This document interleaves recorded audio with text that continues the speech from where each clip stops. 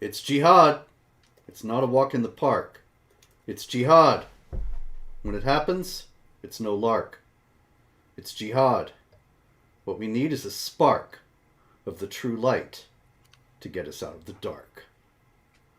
And ladies and gentlemen, with us tonight to help us get to that light is one and only Dr. David Wood.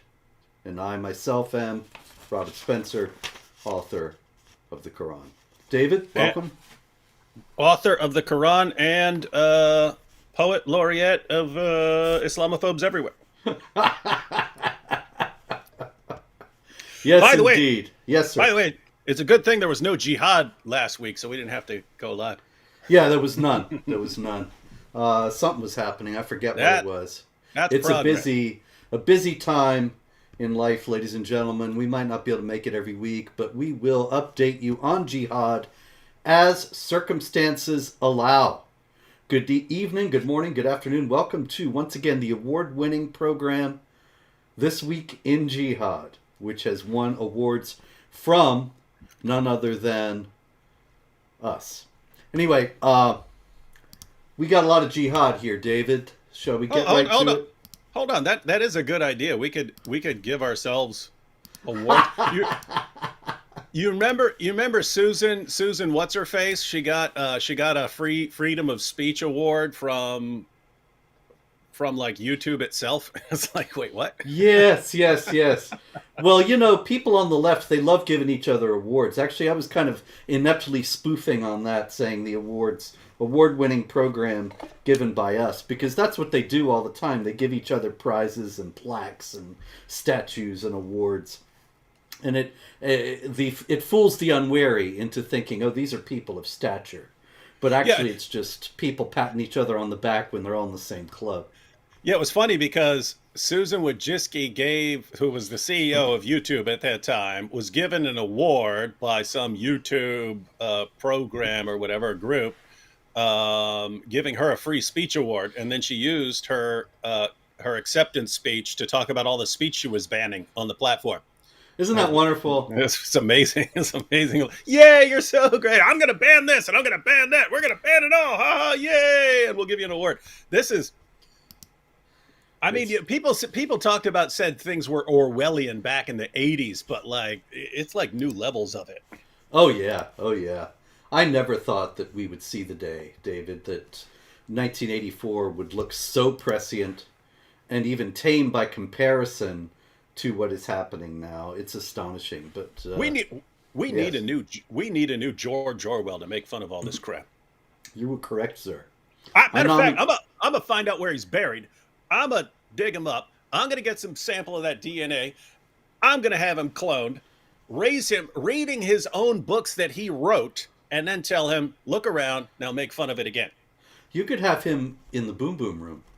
Oh, ooh. Muhammad meets George Orwell. Oh, I like it. Oh, I likey.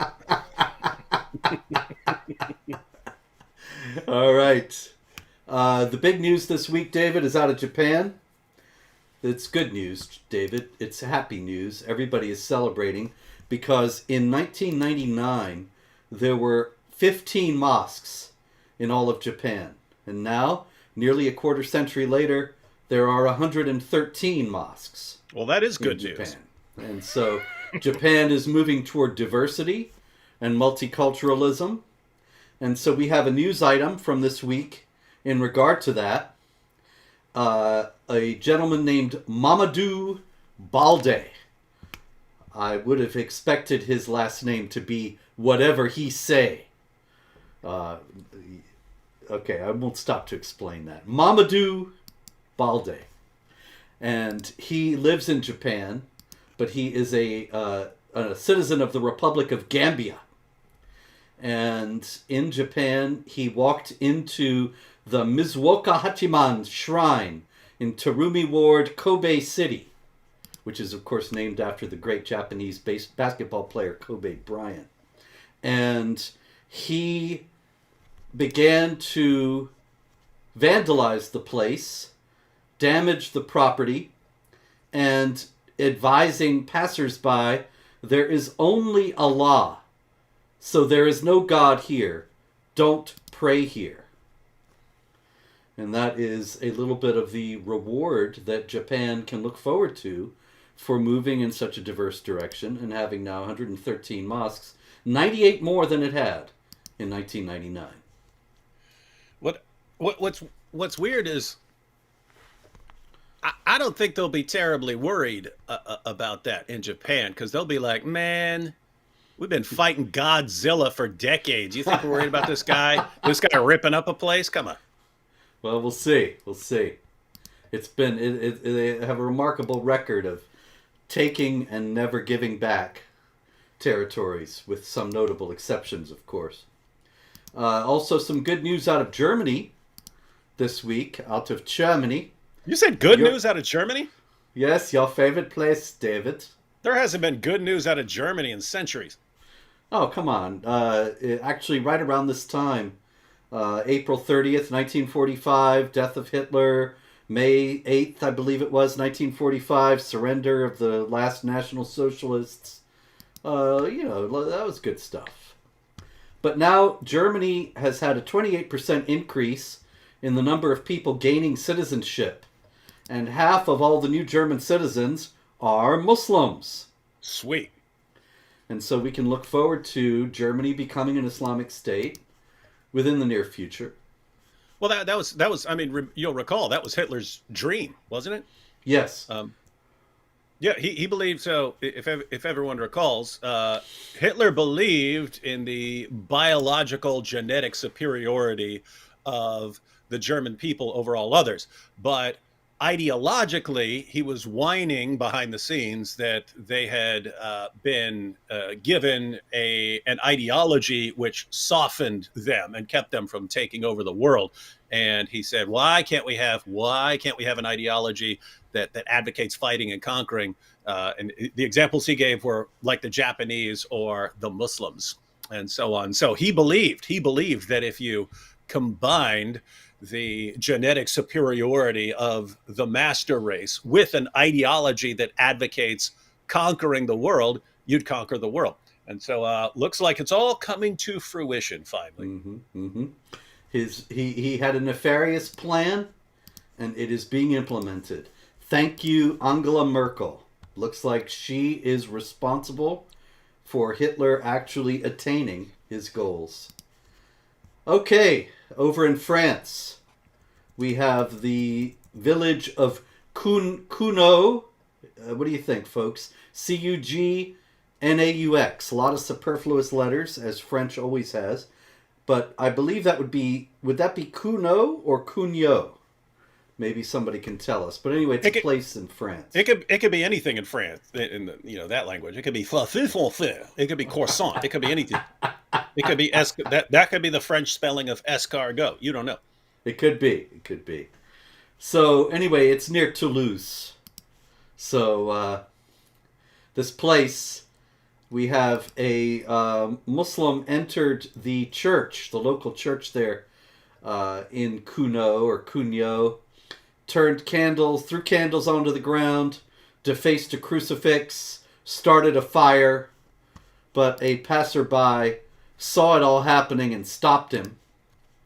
And Albert Sanchez, which doesn't sound to me like a very French name, the mayor of Cugnaux, said, to ensure coexistence in Cugnaux, it is crucial that we collectively oppose hatred and intolerance by promoting dialogue and understanding between the different religious and cultural communities of our city.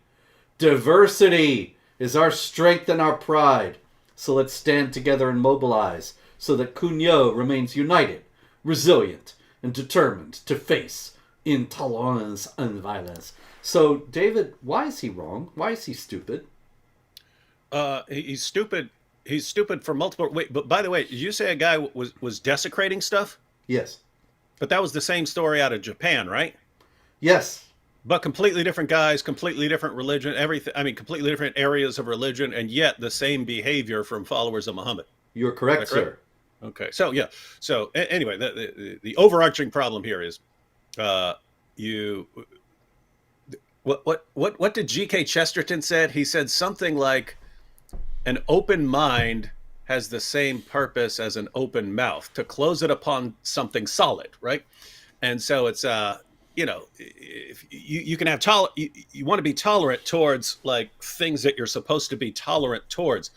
If someone has an ideology that calls you the worst of creatures, and their supreme moral example is someone who went around, smashing idols of pagans and so on, and then announced that Jews and Christians are actually in the same category, and everyone has to be violently subjugated. Someone who advocates wife beating and child marriage, someone who says, I've been commanded to fight people until they say there's no God but Allah. That's a time to say, hey, you as a person, we can be tolerant towards individuals, but your ideology can't have any mercy from us. Because if we're going to say, oh, we're tolerant, and you go around spreading an ideology that calls for the end of tolerance, it's kind of weird to say we're going to be tolerant of an ideology that calls for the complete end of all tolerance. That's that should be a line, right? One would think, but not in our enlightened age. Okay. Let's see if I can get this guy on screen here. We have here, in a moment. We know you're a tech whiz. We know it. Knew it. There he is, Suleiman Othman. That is Suleiman Othman, and he is of course named for Uthman, the third caliph, as well as any number of Solomons. Yes. Was that the guy who burned all the Qurans to cover up all the differences and then put out his standardized version? Supposedly. Oh, okay. Although nobody quoted the Quran that resulted for another 40 years, so I kind of doubt that it was really around. But anyway, Suleiman Uthman was walking around in New York City in December 2021. As a matter of fact, the day after Christmas. And he happened upon a man named Blake Zavadsky, who was wearing an Israel Defense Forces sweatshirt. And Suleiman Uthman came up to him and said, "Why do you support those dirty Jews?" And then he slugged him. And anyway, Suleiman Uthman has now been sentenced by the Guardians of Justice in New York City to 60 days in prison and probation. I'm surprised they didn't give him a medal in New York. Indeed, the way things are going. Can you imagine if he had been a non-Muslim and had slugged like a trans person? They'd have given him 5 years. Oh, 550? Are you kidding? To throw away the key. Yeah, they're doing something. Yeah. Yeah, what's weird, like I got one of those Israeli Defense Forces shirts when I was over in Israel. I was like, oh, this would be cool. This would come in handy if I ever really want to tick someone off. Yeah, I actually got one myself. I had an IDF sweatshirt myself, but gave it away to somebody a few years back who saw it and was just so thrilled to see it and said, please, can I borrow this? And I thought, well, I'll never see that again, but that's all right. And you were like, I don't wear T-shirts anyway. Yeah, it was a sweatshirt. Okay. I don't wear sweatshirts either. I did wear the sweatshirt on occasion when it was cold and there were no cameras around. There can't be cameras. You were like, hey, is this sweatshirt available in a suit? Yes, IDF suits. That's it. You could probably get an IDF tie that would work. Yes. Okay, this guy. Let me see if I can find this guy.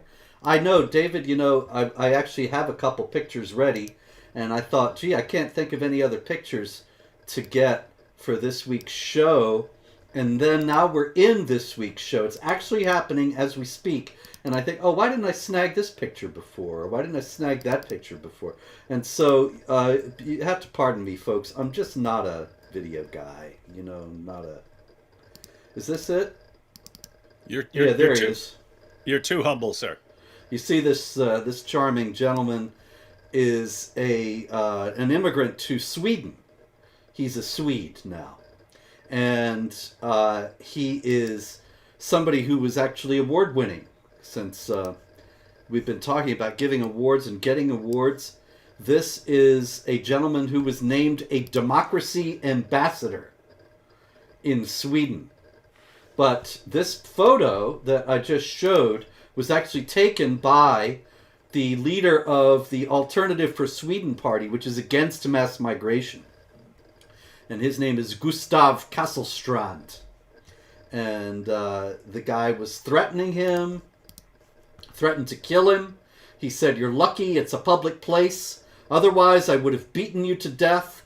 I'd kill you, I'd kill you," he said, sounding like that Ahmed, the dead terrorist. And this is the democracy ambassador. What is the lesson? Huh? Who's he supposed to be an ambassador to? Well, that's a good question. I guess the idea is that he was a model, modern, moderate Muslim, and he was going to go back to the other Muslims and say, "Hey, Sweden's great. We love democracy. Get with the program. Forget about this Sharia business." And and the leaders apparently keep thinking, hey, if we just give people this little title and give them an award, their hearts will melt, Mm-hmm. and they'll Look how his heart melted. Yeah, notice it's the same attitude everywhere, right? Like the West for all these years, even in the Middle East, it was, oh, if we just shower their religion with praise and take out the evil dictators from among them, their hearts will all melt and they'll embrace freedom and democracy and love the West. And we tried that and got ISIS as the response. It was worth a try. Actually, it wasn't. Shouldn't even joke because it wasn't. It was so stupid to begin with. It's like, on the one hand, that view had to die. It just sucks because we're saying, the guys, that's not going to work. You need to look at the ideology and you can see why that is not going to work. And they're like, no, it'll work. It'll work. That's how it works in our heads. Yes. And however things work in our heads, that's how things will work in real life. And then they go, and then of course, thousands and thousands of people killed and lives destroyed and Yazidi girls raped and everything else, all for the ideas of some Westerners put into action. You know what it reminds me of? Like every one of these attempts, because back in biology, we had to study examples of this, but there are all these situations where people show up and they're like, New Zealand, well, this is a nice place, New Zealand. You know what they need here? Some rabbits. Let's bring some rabbits over here so then we can hunt rabbits and then we'll have rabbits. And of course, rabbits there have no natural predators and so on. So they just take over. They ruin the entire ecosystem. The rabbits multiply rapidly. They eat up everything that all the other native species eat. And now the other species have no food. So you got to do something about the rabbits. So you got to bring in other things that will eat the rabbits. But those things don't just eat rabbits. They eat everything else. So you destroy ecosystems. But it's like this continuing habit of here's what makes sense in my head. Now let me go ruin the world for what makes sense in my head.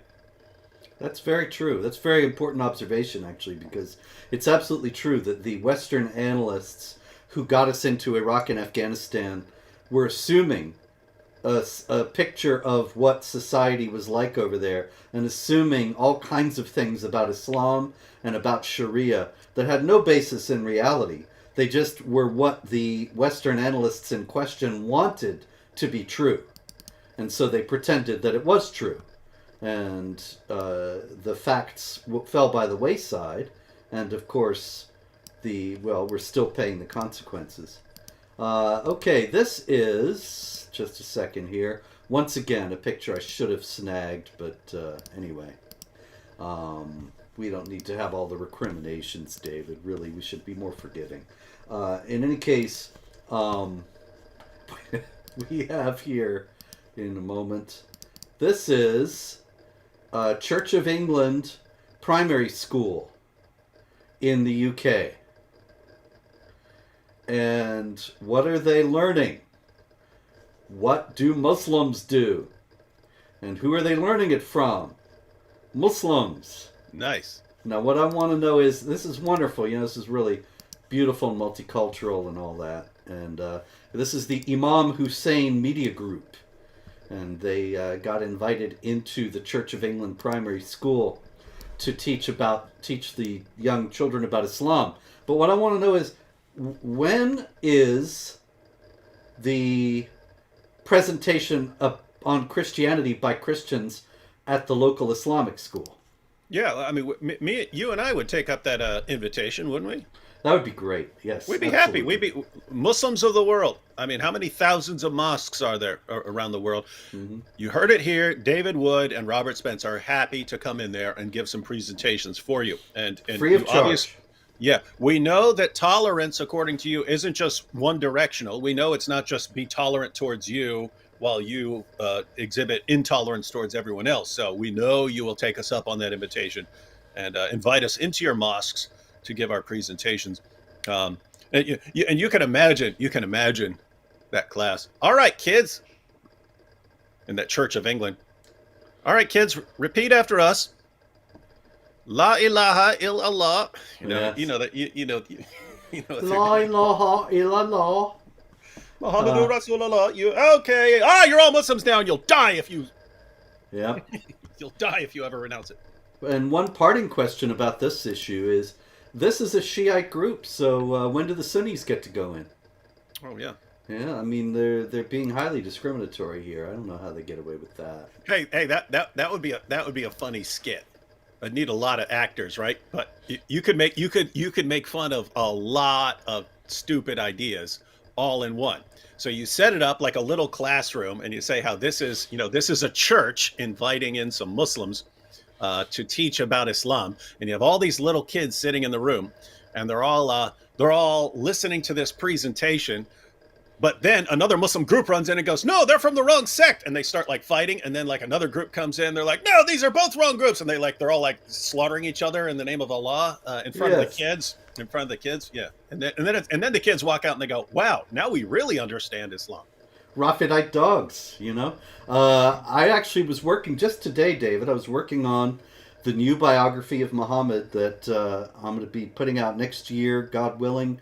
Muhammad, a critical biography, uh, kind of furthering the historical exploration and examination of the various stories about Muhammad. And I've been going through this book from the 40s, Islamic book, the Sunnah and its, let me see, the Sunnah and its role in Islamic legislation by Dr. Mustafa As-Sibai. Very interesting book. And he says, yeah, there were a lot of forged hadith, a lot of forged stories about Muhammad. The Shiites did it.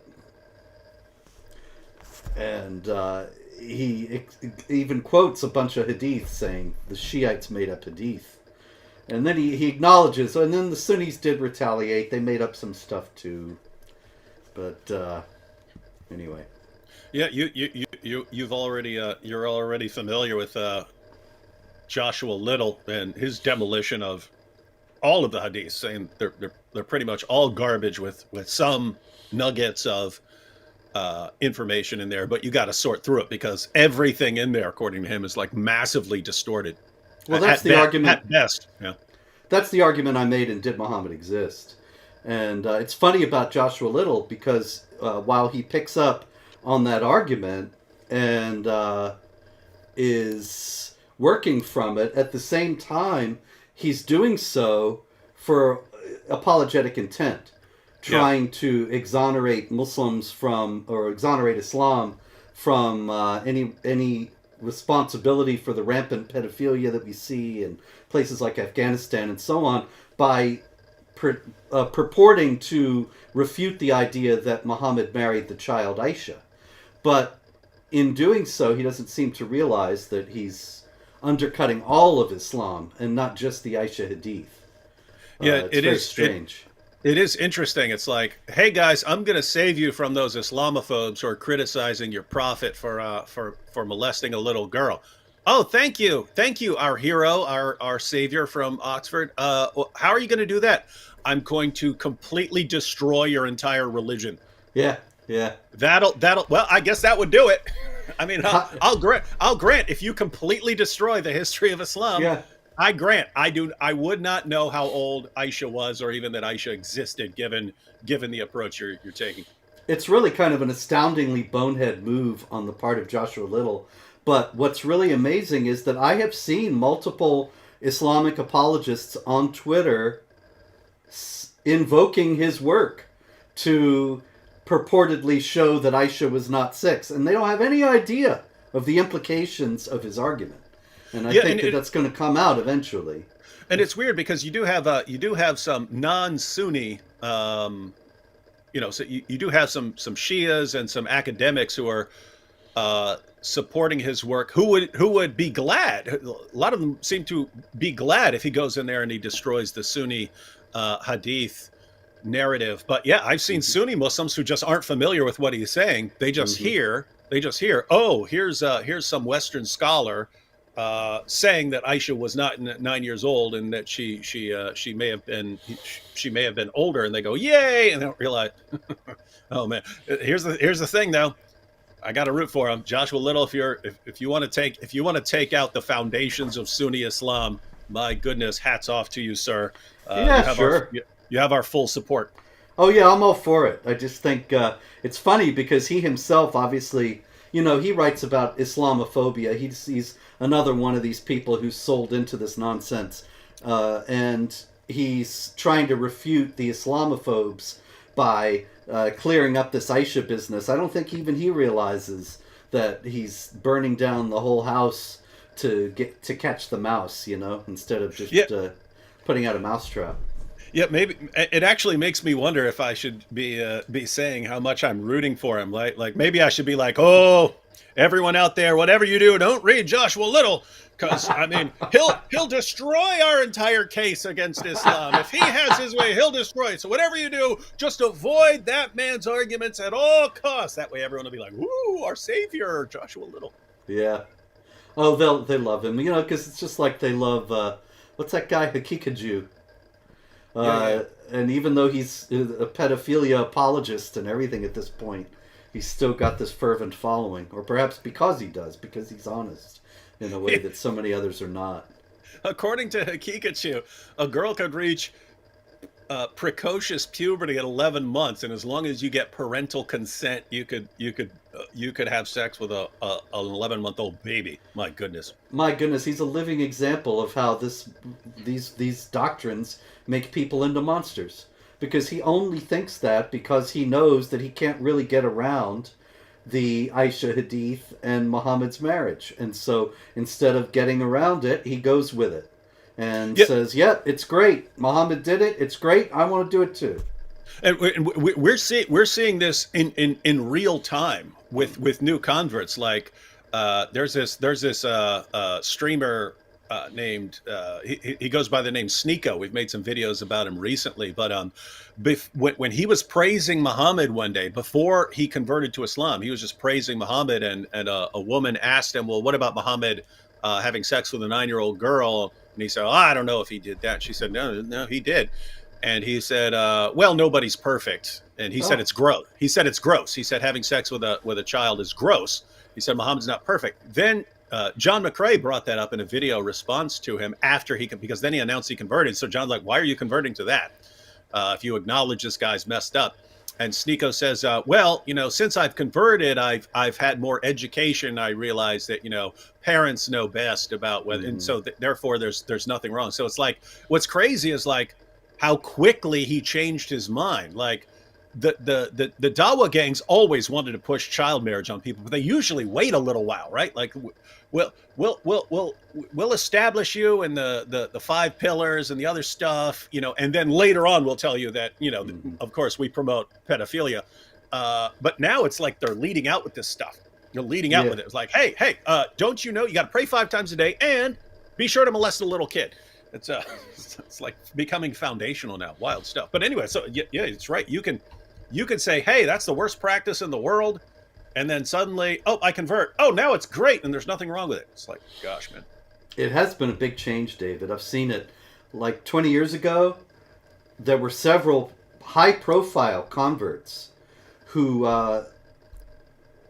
wrote about how they had converted to Islam based on the idea that it was all about brotherhood and equality and peace.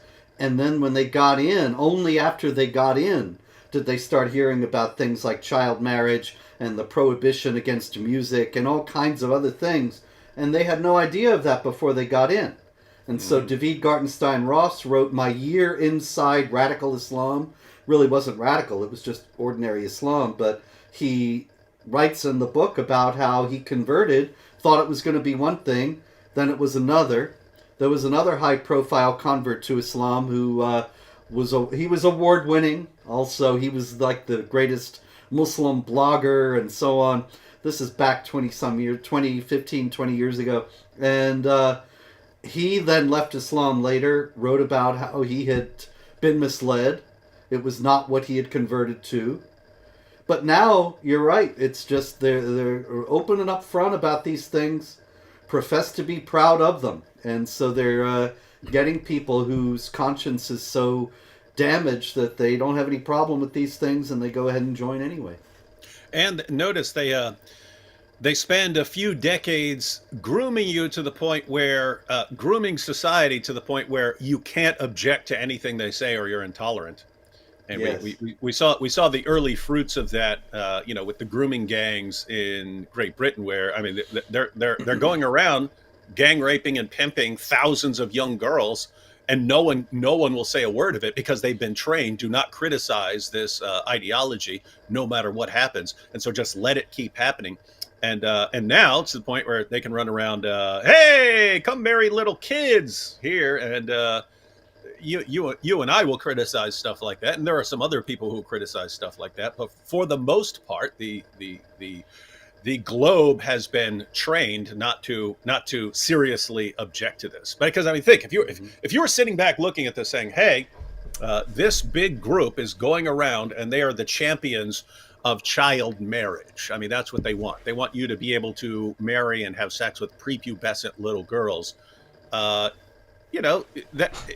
on a list of things that you should be against, that would seem to be pretty high up. But it's still nope, can't criticize that or you're a racist. Yeah. Well, that's what like you say, it's been 20 years of this pounding this into all the time. And the slightest criticism, you're Islamophobic and racist and bigoted. Yeah, and notice everyone, that's not just over there. CARE is doing that right here, right? CARE is in the process of trying to make us as terrified of speaking out against Muhammad and his teachings as they are in Europe, so that they can have the same situation over here. Yep. Okay, well, let's go to Europe, David. Not literally. In Austria... Not going anywhere near that hellhole. Yes.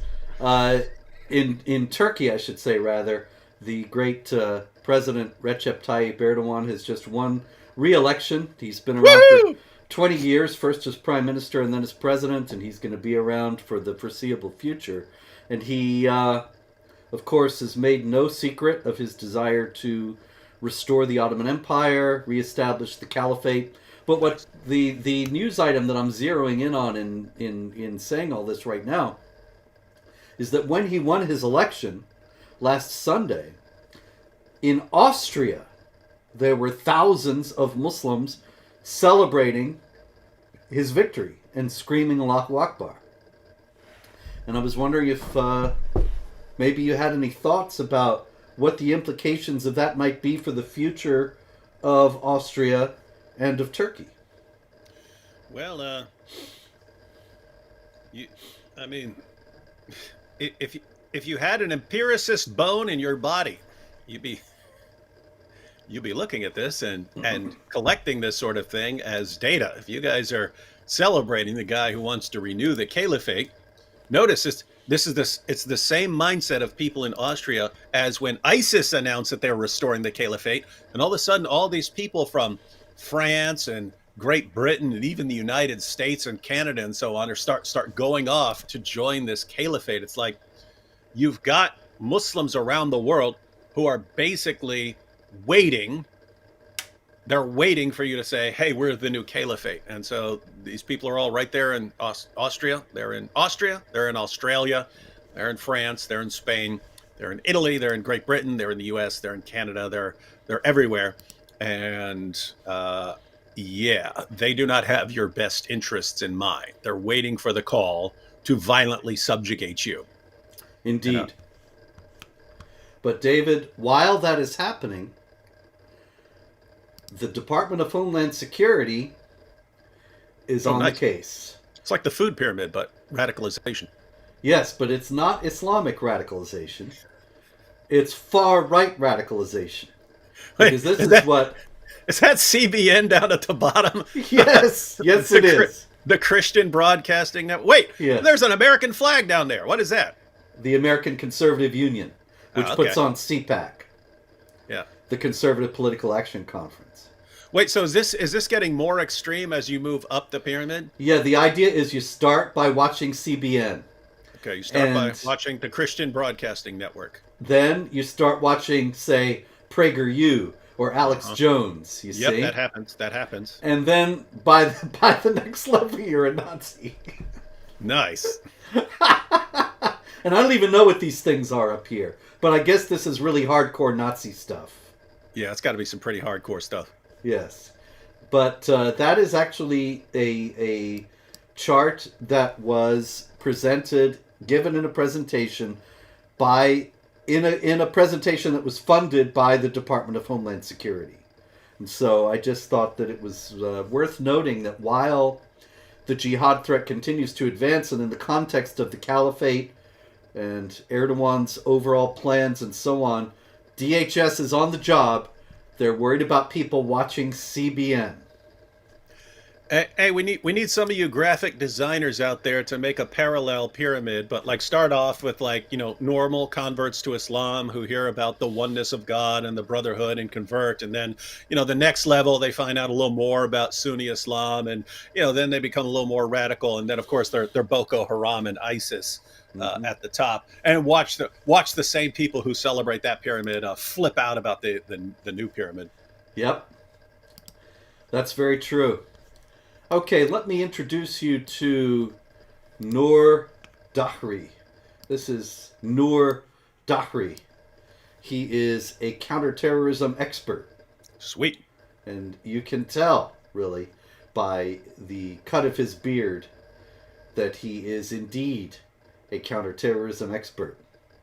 That is a certain kind of... Remember, we should recall in this connection that Muhammad said that the Jews and Christians trim their beards and do not trim their mustaches.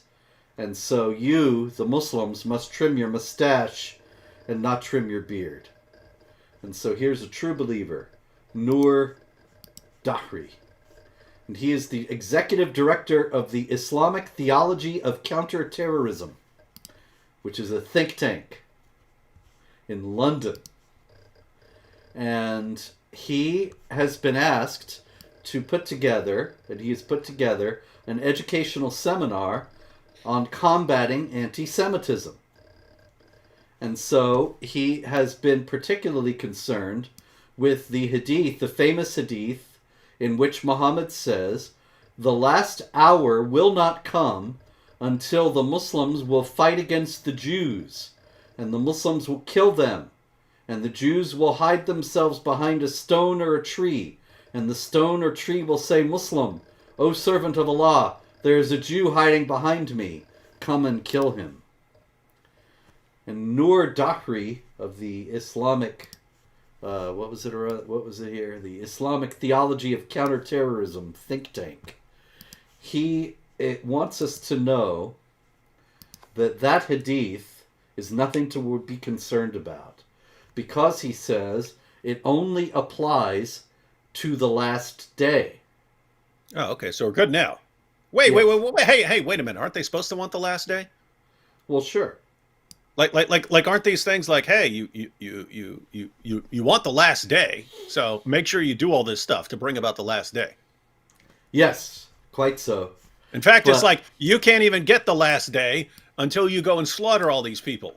Well, see, that's what he's leaving out, David, because the hadith is quite clear.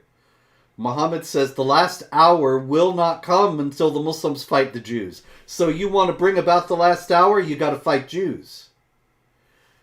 If you fight Jews, the last hour will come, but it won't come if you don't fight them. So he says it only applies to the last day, when actually it applies to now, to bring about the last day. And he is being actively deceptive. I'm sorry to say it. I'm sorry to break the news to all his followers, but I came across this article where he was explaining this all to us. It was actually published happily by the Combat Anti-Semitism Movement, And they were happy to see this Muslim authority explaining why we didn't need to worry about this anti-Semitic hadith. But unfortunately, when you have this kind of comforting news based on false premises, then, well, it's still false premises. Yeah, it just sounds incredibly stupid. It's like, hey, don't be worried about us being commanded to slaughter all of you because we're not doing it yet. We're going to do that at some completely unspecified date in the future. Mm-hmm. So could be next month. Yeah, could be next year. Could be 10 years from now. Yeah, but eventually we're going to do it. But don't worry about it because we're not doing it right this second. Therefore, that's right. Wow. Nothing to worry about. Powerful. It's amazing how low people set the bar nowadays for some great tolerant idea. You know what I mean? Yes, indeed. This is great. He's not advocating slaughtering all Jews right this second, just at some unspecified point in the future. So let's give this guy lots of attention for being so open-minded and tolerant. Yeah. That's it. But the capacity of people to deceive themselves seems to be endless. And so we come to the Nakba Day rally, which was May 13th in Raleigh, North Carolina. Now, David, down there in Raleigh, they had this Nakba Day, and they had one of the speakers was Claire Clark of the Party for Socialism and Liberation. And Claire Clark said, I come to you today as a transgender woman, as a queer woman, as a member of the LGBTQ community. I come to you today to denounce the duplicitous and divisive propaganda spread by the occupation regime. They tell me that I should support the occupation, I should support the settlers, I should support the apartheid regime, and I should oppose the resistance of Palestinians. And why? Because of the allegedly LGBTQ-friendly policies of the Zionist government and the supposed enmity of the Muslims and the Palestinian people. But I'm here to tell you that is a bold-faced lie. It doesn't matter how many times the politicians and the talking heads repeat it, or how cleverly they tell it, it is a lie. So this person is saying that it's a lie that the Palestinians are against the transgenders, the queer community, whatever they're calling themselves, the LGBTQ community, and so on. Now, interestingly enough, David, before we get your comments on this, I wanted to give us the comments of an imam in Detroit, Imran Salha, who said 6 days later on May 19th, he said, let me find it here. Here we go. We want to work for the sake of Palestine, but then shake hands with people who endorse things like the LGBTQ principles. He's saying that's wrong, that's terrible. What are we to do with this contradiction? How did this come about? Yeah, I have to say I'm really confused. It sounds like she's still buying the alliance of convenience that we had for a while, where you had Muslims were concerned about certain people because they're criticizing Islam, and the left was concerned about some of the same people for criticizing leftist issues, and so they sort of formed this alliance. And the alliance went well as long as they were focused on a common enemy. As soon as the LGBTQ crowd started saying, "Hey, now we want to come talk to your Muslim kids about LGBTQ stuff," then all of a sudden you start getting all these protests, and the alliance completely breaks down. And I guess she hasn't caught on yet that these, at the end of the day, these are the last people in the universe that are going to be on board with the LGBTQ movement. I mean, think, Robert, if you thought about everyone in the world, there are all sorts of people who are going to oppose LGBTQ stuff. At the people who actually just want to slaughter them all, right? That's one group. That's one group, and it just happens to be the same group that these trans individuals are ready to defend to the death. It's fascinating stuff. It's very strange, yes. It's a strange psychological phenomenon. But I did want to emphasize at this point before we move on that I am not endorsing all that business. Quite the opposite. I think this trans madness is absolutely a societal corrosive and a collective insanity. But I'm not in favor of killing anybody. And this is the difference. There are a lot, I know that probably even though I have said that I'm still going to get 100 angry emails from people saying, "How could you endorse this transgender business?" I'm not endorsing it. I'm just saying that this person is completely out of touch and completely involved in a fantasy by thinking that the Palestinians are going to be supportive of all that. Yeah, and I've talked about this a bit before in other contexts. It's like, you could, if you see a person who wants to transition from female to male or male to female or something like that, one group says, yeah, they basically agree that if you feel like that, then you're like a woman trapped in a man's body, and therefore you should change your body. On the other side, you have people who think it's like a mental disorder. It's gender dysphoria or something like that. But notice, even if you think someone has a mental disorder, you don't hate the person for that. Indeed. You don't say, I hate you and I despise you for having a mental disorder. Like you think, okay, you have some sort of problem. So the point is, either view, you shouldn't hate a person and want to kill that person over that sort of thing. So with me, it's like, okay, I'm not gonna hate a person for this. I would kind of draw the line at, okay, yeah, you do need to not be doing that to kids. The moment anyone starts targeting kids for stuff, whether it's the Dawa guys saying they want to marry and have sex with the kids, or people wanting to chop parts off the kids, that's a line. And notice it's the same with both groups, and this may be why they're on the same page so frequently. They both want to force everyone else to never disagree with them and to celebrate everything they say. That's it. And so it's not just, hey, be tolerant towards us, don't kill us. It's no, you have to openly celebrate what's going on. And so those be, I don't trust anyone who says that, right? Mm-hmm. If it's hey, there's this big area and there's plenty of room for disagreement here, but you don't get to disagree, and we'll crush you if you disagree. In fact, you can't just not disagree. You have to be openly proclaiming your support for us, or we're out to destroy you. I do not trust those kinds of groups. So it's interesting that the two groups that are completely, you are talking complete opposite ends of the spectrum, they are nevertheless completely united in their desire to control everyone else in the world. Absolutely. And so I don't know, maybe that's why they keep ending up on the same page of things, because it's they look out at the world and there's all these people who don't want to be controlled like that, and those are the enemies, right? All those other people are the enemies. So like, hey, we're united in our effort to completely subjugate everyone else to our position. That's it.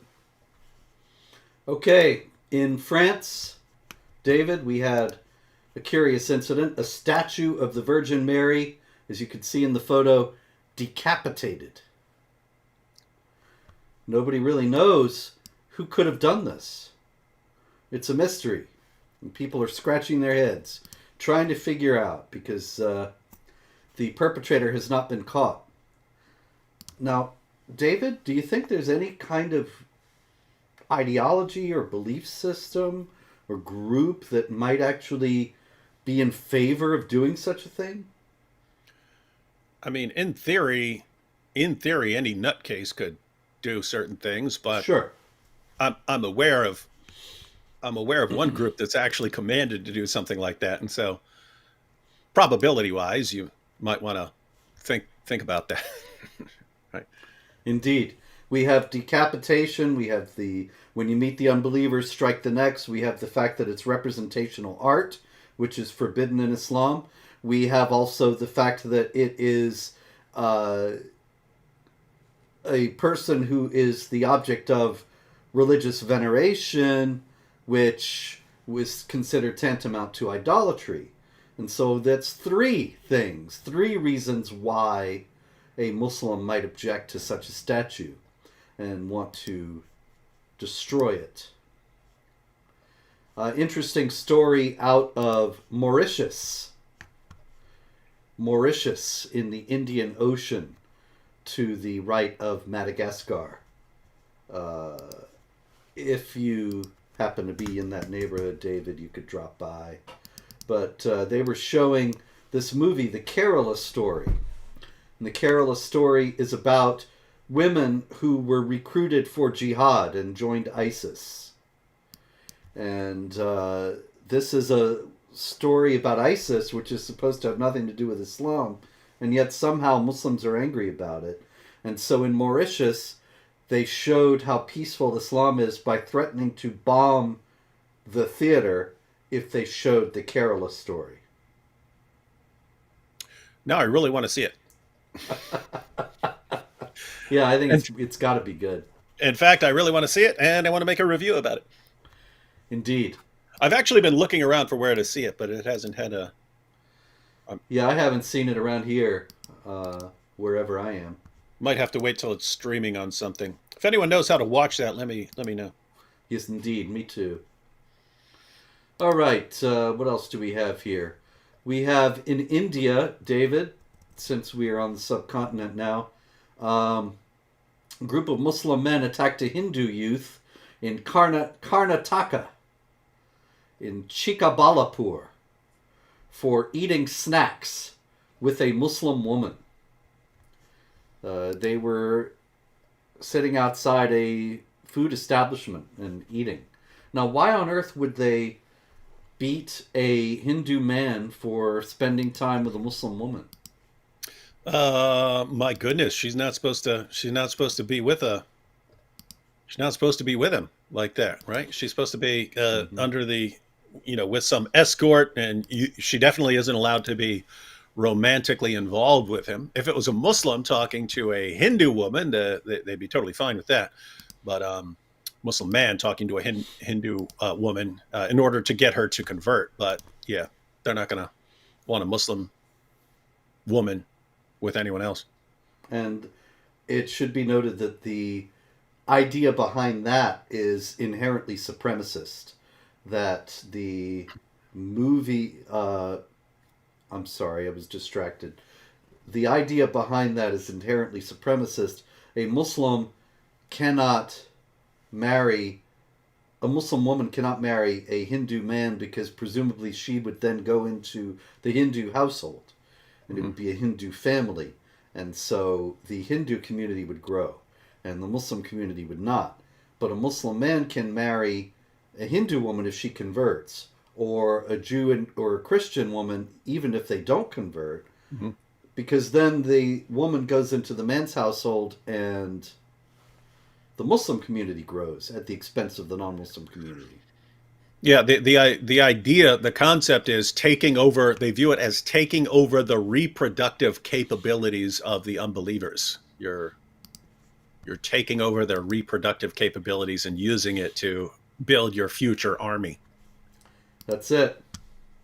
And you do it just by getting them to fall in love with you. But they're not going to let that work in reverse. Right, because then wrong community grows. Okay, let me find this guy here. Well, he ain't showing up right away. That's a shame. He's such a charming figure. Oh, here he is. This is Mohammed Hawass, and he is a professional rugby player in France. And he has just been given a 1-year prison sentence for hitting his wife in public. Now, David, why do you think he would think that there was nothing wrong with hitting his wife in public? Well, because of basically the Quran and the Hadith. The Quran says you can beat your wife. Muhammad said a man will not be asked as to why he beat his wife. So you have as an it's not just as an unbeliever you have no right to question him. No one has any right to question him as to why he's beating his wife.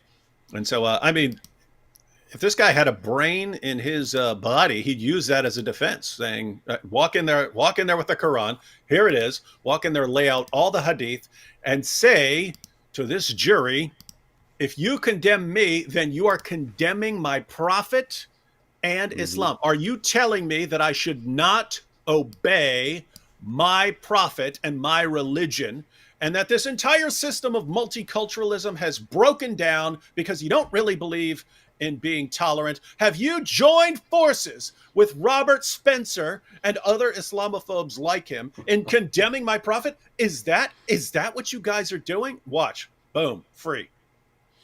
Probably would work. Instead, this dope walked in there, what? And didn't bother breaking that stuff down. And now he's got to do jail time for it. A couple years ago, there was a woman on trial, a doctor, in the Dearborn, Michigan area for doing female genital mutilations, and she actually did that. David, she pleaded religious freedom, did a religious freedom defense. Case got thrown out. Nice. Yeah. Classic. Indeed. And so now apparently it's just FGM is completely okay in the U.S. What's ironic about that is that for years before that, universally, 100%, every last news story that was ever published about female genital mutilation said it had nothing to do with Islam. And then this doctor uses as her defense that it's her religion. And suddenly it's a matter of religious freedom. And they pivoted without batting an eye, without a second thought. The media was completely on it both times. Over in Chechnya, David, we had a big rally. 60,000 Muslims. What do you think they rallied against? Was it the hijacking of Islam by terrorists? What do you think? That sounds like a good one. So wasn't it? Yeah, I mean, it's always like it's either Israel or yeah, this one was for burning the Quran. Oh yeah.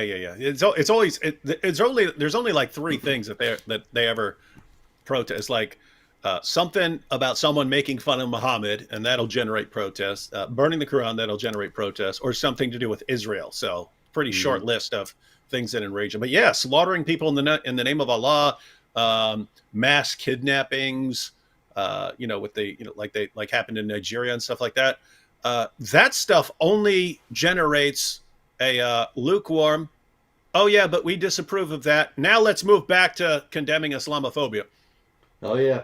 And in fact, that stuff also generates, okay, we understand that tons of people were just murdered in the name of Allah, but the thing we really need to focus on now is the backlash that could result if we don't silence everyone about this right now. Backlash. Always there. It's always there. It's right outside the door, like the boogeyman. It is. It's very scary. David, strange story out of Afghanistan. Taliban. Wait, is someone happy? That'd be a strange story. That would be.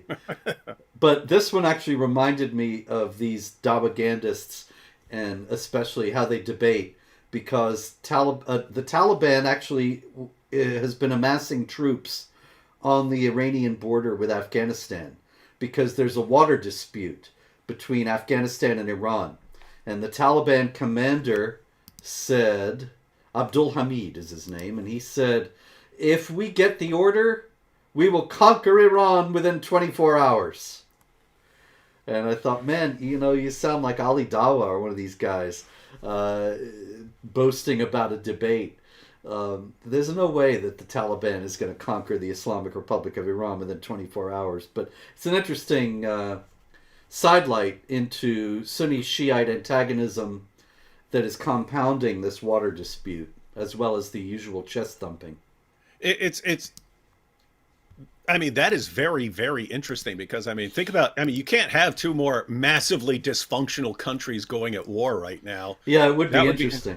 And so you've got Afghanistan, which has, of course, been crumbling because they're led by the Taliban. But with that said, you have a lot of seasoned warriors who can live in some very rough conditions. And they've been lamenting that they don't have, they can't fight anymore. They're like, it was so fun when we were jihadis. Now we have to run a country. This sucks, right?